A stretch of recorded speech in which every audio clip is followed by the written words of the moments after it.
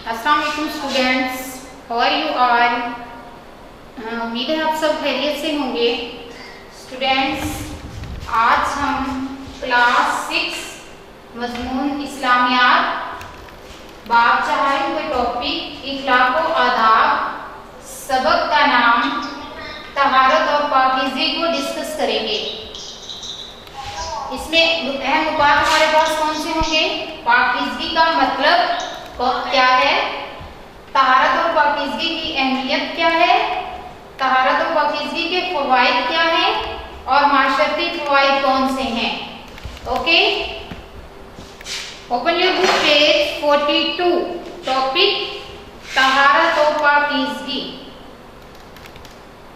Open your book page 42, topic तहारत और पाकीज़गी। क्या है तहारत और पाकीज़गी? पाकीज़गी को अरबी ज़बान में तहारत कहते हैं। साफ सुथरा रहना, पाक साफ रहना, इसको अरबी ज़बान में क्या कहते हैं? तहारत कहते हैं। तहारत में सफाई ही नहीं बल्कि इससे मुराद जिस्म, जान, लिबास और माहौल की पाकीज़गी है। जस्ट हमें अच्छा लिबास ही नहीं शो करना बल्कि हमारा जिस्म, हमारी रूह, हमारी जान, लिबास, हमारा माहौल, इर्द गिर्द की एवरीथिंग जो है हमें हमें साफ सुथरी रखनी है। तहारत मुसलमानों की जिंदगी में बेहद अहम है। इबादत के लिए तहारत जरूरी है, यानी इबादत के लिए पाक साफ होना, जगह का पाक साफ होना, इंसान का पाक साफ होना जरूरी है। इस्लाम में जिंदगी गुजारने के रहनुमा असूल बताए गए हैं। इस्लाम एक मुकम्मल ज़ाब्ता हयात है जो हमें जिंदगी गुजारने के तमाम तरीके सिखाता है। इन असूलों में तहारत और पाकीज़गी को एक अहम दर्जा दिया गया है। अर्शाद वानी है सूरतुल मुदस्सिर की आयत 4, वसियाबका फतहिर, और आप सल्लल्लाहु अलैहि वसल्लम अपने कपड़ों को पाक रखो। अल्लाह ताला हुज़ूर सल्लल्लाहु अलैहि वसल्लम से क्या फरमा रहे हैं कि अपने कपड़ों को पाक रखो। वो मैसेज सिर्फ उनके लिए था? नो, आगे उम्मत के लिए भी था, तमाम इंसानों के लिए भी था कि अपने कपड़ों को पाक साफ रखो, यानी पाकीज़गी को अपना शऊर बनाओ। अल्लाह ताला ने तहारत और पाकीज़गी का एहतमाम करने वालों के बारे में फरमाया है, इन्नल्लाहा युहिब्बुत तव्वाबीना व युहिब्बुल मुततहिरीन, सूरतुल बकरा आयत 222। तर्जुमा, कुछ शक नहीं कि खुदा तौबा कबूल करने वालों और पाक साफ रहने वालों को दोस्त रखता है। तौबा कबूल करने वालों और पाक साफ रहने वालों को दोस्त रखता है। नबी करीम सल्लल्लाहु अलैहि वसल्लम तहारत का बहुत एहतमाम फरमाते थे, बहुत ख्याल रखते थे। आप सल्लल्लाहु अलैहि वसल्लम ने अपनी उम्मत को भी तहारत का एहतमाम करने की ताकीद फरमाई है। यहाँ तक कि रसूल सल्लल्लाहु अलैहि वसल्लम ने तहारत को ईमान का हिस्सा करार दिया है। अत्तहुरू शत्रुल ईमान, यानी पाकीज़गी या तहारत ईमान का हिस्सा है, या सफाई निफ्स ईमान है, यानी ईमान का हिस्सा है हमारा। अगर हम साफ सुथरे नहीं हैं तो हमारा ईमान भी साफ नहीं है। ठीक है, रसूल सल्लल्लाहु अलैहि वसल्लम का इरशाद मुबारक है, अत्तहुरू शत्रुल ईमान। क्या हदीस बयान हुई यहाँ? तर्जुमा, पाकीज़गी यानी सफाई ईमान का हिस्सा है। गोया दीन इस्लाम की बुनियाद ही पाकीज़गी और तहारत है। तहारत और पाकीज़गी की अहमियत, इंसान फितरी तौर पर सफाई को पसंद करने वाला और गंदगी से नफरत करने वाला है। आप देखेंगे अपने घर में या क्लास में या कहीं जाते हैं, कहीं भी हर चीज़ अगर मैनेज हो तो इंसान को एक खुशी का एहसास हो रहा होता है। अगर हर चीज़ डिस्टर्ब हो तो इरिटेट हो रहते हैं कि क्या यहाँ कोई सेटिंग भी नहीं है, सफाई का ख्याल भी नहीं है। एक नेचर ऐसी होती है इंसान की कि वो सफाई को पसंद कर रहा होता है और बिखरी हुई चीज़ों को नापसंद करता है। रसूल सल्लल्लाहु अलैहि वसल्लम ज़ाहिरी और बातनी दोनों तरह की पाकीज़गी का बेहतरीन नमूना थे। ज़ाहिरी अपने जिस्म को, अपने लिबास को पाक साफ रखना, बातनी अपने ख्यालात को, अपने जहन को पाक साफ रखना। आप सल्लल्लाहु अलैहि वसल्लम का लिबास अगरचे आम और सादा होता मगर पाक और साफ होता था। क्या होता था? आप सल्लल्लाहु अलैहि वसल्लम सिंपल ड्रेस में होते लेकिन वो पाक और साफ होते। यस यस आवाज नहीं आ रही आपकी। ओके। आप सल्लल्लाहु अलैहि वसल्लम का लिबास अगरचे आम और सादा होता मगर पाक और साफ होता था। आप सल्लल्लाहु अलैहि वसल्लम खाना खाने से पहले और खाना खाने के बाद हाथ धोते और कुली करते। खाना खाने से पहले क्यों हाथ धोते हैं? ताकि हमारे हाथों पर कोई डस्ट वगैरह है, कोई जर्म्स है, वो खाना खाने से पेट में ना चले जाएं। हैंड वॉश करके खाना खाना चाहिए। आप सल्लल्लाहु अलैहि वसल्लम की सुन्नत भी है और उस पर हमें अमल भी करना चाहिए। और हाथ धोते और कुली करते। कुली किसके लिए? ये जो हमारे टीथ प्रॉब्लम्स हैं उसके लिए। जब गुस्ल फरमाते तो सर और दाढ़ी के बालों को कंघी करके उनको अच्छी तरह संवारते। जब गुस्ल फरमाते तो क्या करते? सर और दाढ़ी के बालों को अच्छी तरह कंघी से संवारते। याद रखिएगा, तहारत में दो चीजें शामिल हैं, एक वजू, सेकंड गुस्ल। वजू और गुस्ल। सर में तेल और खुशबू लगाते। कौन लगाते?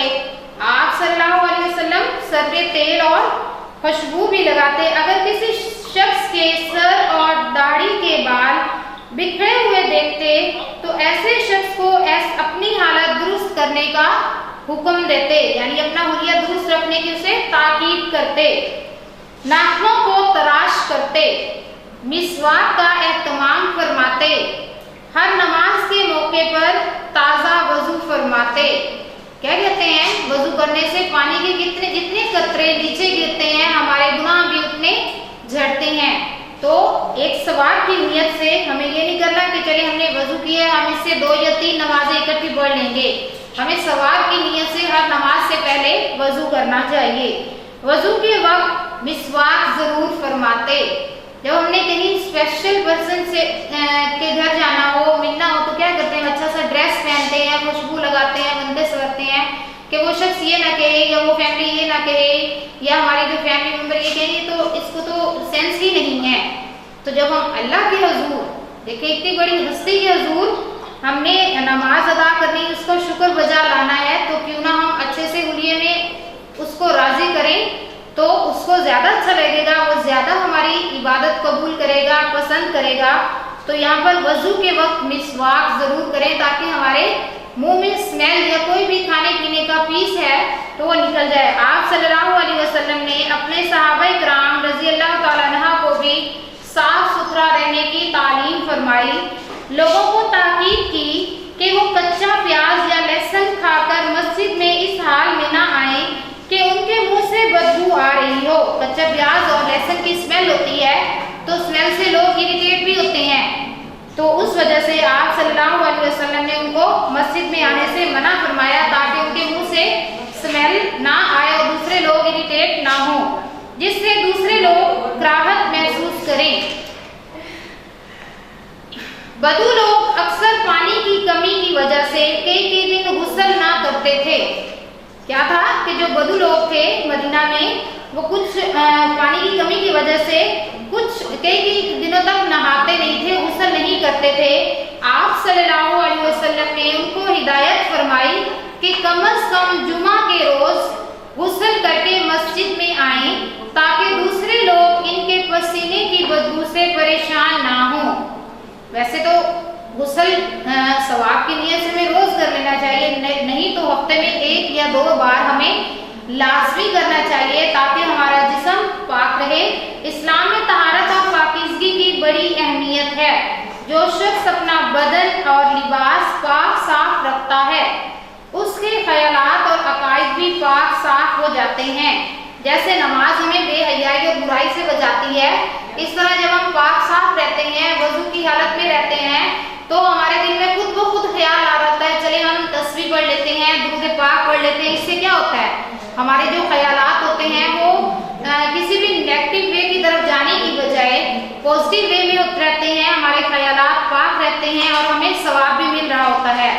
उनके ख्यालात और अकायद भी पाक हो जाते हैं। पाक साफ इंसान अपने आप को बुरी आदत, अब जब हम पाक साफ रहते हैं तो उसके फवाइद जो यहाँ आपके पास टॉपिक में भी है, फवाइद क्या है कि बुरी आदत मसलन गीबत, झूठ, फजूल खर्ची, हस्द, कीना और बेहयाई वगैरह से बचाता है। जब हमारा ख्याल ही अल्लाह के जिक्र की तरफ होगा तो हम किसी की गीबत नहीं करेंगे, झूठ नहीं बोलेंगे, फजूल खर्ची नहीं करेंगे, किसी से हसद, कीना या किसी की बुराई नहीं करेंगे। इसे अमाल की तहारत कहते हैं। अमाल की तहारत कौन सी है? यहाँ आपके पास मसलन गिबत, झूठ, फजूल खर्ची, हसद, कीना, बेहयाई वगैरह से बचना अमाल की तहारत है, अपने अमाल की पाकीज़गी है, यानी हम बहुत से गुनाहों से बच जाते हैं। तहारत से इंसान पाक साफ और खुशो-खुश रहता है, इंसान फ्रेश रहता है, उसकी सोच पाकीज़ा और अमल नेक होता है, उसकी इबादत मकबूल और दुआएं पूरी होती हैं। जैसे पीछे आप लोगों ने पढ़ा कि अल्लाह ताला पाक साफ रहने वालों को और तौबा करने वालों को पसंद फरमाता है। वही बात यहाँ पर कि हमारी अल्लाह ताला इबादत भी कबूल फरमाता है, हमारी दुआएं भी सुनता है। इसमें कोई शक नहीं कि तहारत कुर्बत इलाही की कुंजी है, यानी अल्लाह से मोहब्बत करने की कुंजी है। पाक साफ रहना हमें अल्लाह ताला के नज़दीक ले जाता है, अल्लाह को खुश रखने का एक समझे एक की है हमारे पास जो हमें अपनानी चाहिए। Okay students, any confusion? किसी वर्ड से या लाइन की समझ ना आई हो? कीना, हसद, कीना का क्या मतलब है? कीना यानी हम किसी से हसद, कीना, फर्ज करें कोई किसी को प्रोटोकॉल दे रहा है, किसी से छोटे बहन भाइयों की मिसाल ले लेते हैं। पेरेंट्स उनको उनके लाड कर रहा होता है तो हम बड़े बहन भाई क्या हैं उनसे हसद कर रहते हैं, दिल में बुग़्ज़ रख रहते हैं कि मुझे तो ये इग्नोर किए हुए हैं, हमसे ये प्यार नहीं करते हैं, उनसे ज़्यादा प्यार कर रहते हैं। एक नेगेटिव सी कंडीशन होती है जो हम दिल में लेकर बैठ जाते हैं, बट ऐसा नहीं होता, ठीक है, कि हम दूसरों के बारे में बुरा सोच रहे होते हैं कि उनके साथ ऐसा हो रहा है, हमारे साथ ऐसा क्यों नहीं हो रहा। ओके, नेक्स्ट आपके पास एक्सरसाइज में टिक दुरुस्त जवाब पर टिक का निशान लगाएं और खाली जगह है टिक क्रॉस है। ये तीनों जो क्वेश्चन हैं आपने सबक की हेल्प से खुद फिल करने हैं। ओके, रीडिंग की आपने, टिक है, दुरुस्त जवाब का निशान लगाना है, fill in the blanks, tick cross. इनको आप लोगों ने ये लेसन की रीडिंग में अगेन रीड करके खुद फिल करना है। ओके, नेक्स्ट हमने नाज़िल कुरान में चौथा कलमा आज पढ़ना है। चौथा कलमा ऐसी चीज है जिसको हम बाजार जाते हुए, बस करें कभी कभार हम जाते हैं तो बाजार में दाखिल होते हुए अगर हम 3 मरतबा पढ़ लेते हैं तो हमें कई लाख नेकियों का सवाब मिलता है, और जो चीज़ हम अपनी पसंद के मुताबिक खरीदना चाहते हैं उसमें भी हमारी हेल्प होती है, वो चीज़ भी हमें मिल जाती है। चौथा कलमा मैं इसकी बुलंद ख़्वानी करती हूँ, लर्न कर लीजिएगा। चौथा कलमा तौहीद। तौहीद मैंने अकेला, ला इलाहा इल्लल्लाहु वहदहु ला शरीका लहु लहुल मुल्कु व लहुल हम्दु युहयी व युमीतु व हुवा हय्युल ला यमूतु अबदन अबदा ज़ुल जलाली वल इकराम बियदिहिल खैर व हुवा अला कुल्लि शैइन कदीर। ओके, घर के काम में आपके पास सबक तहारत और पाकीज़गी के मश्की सवालात मुकम्मल और चौथा कलमा मुकम्मल लर्न करना है। ओके जी, आज का टॉपिक क्या है हमारा? आज का टॉपिक क्या था?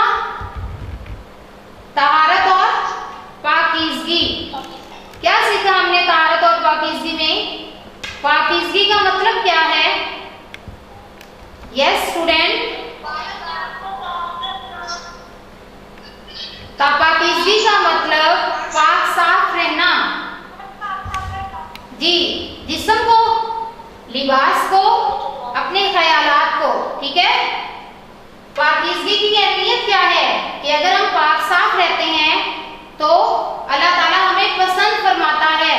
हमें पाक साफ रहने वालों को अल्लाह ताला अपना दोस्त समझता है। ओके, इसके फवाइद क्या हैं? एक तो अल्लाह ताला भी राजी रहता है, दूसरा सोसाइटी में सब लोग हमसे मोहब्बत करते हैं, कोई हमसे नफरत नहीं करता। किसी से स्मेल आ रही हो तो कोई पास बिठाता है? नहीं बिठाता कि इससे तो स्मेल आ रही है, इसका ड्रेस डर्टी है, इसके हेयर प्रॉपर वे में नहीं है।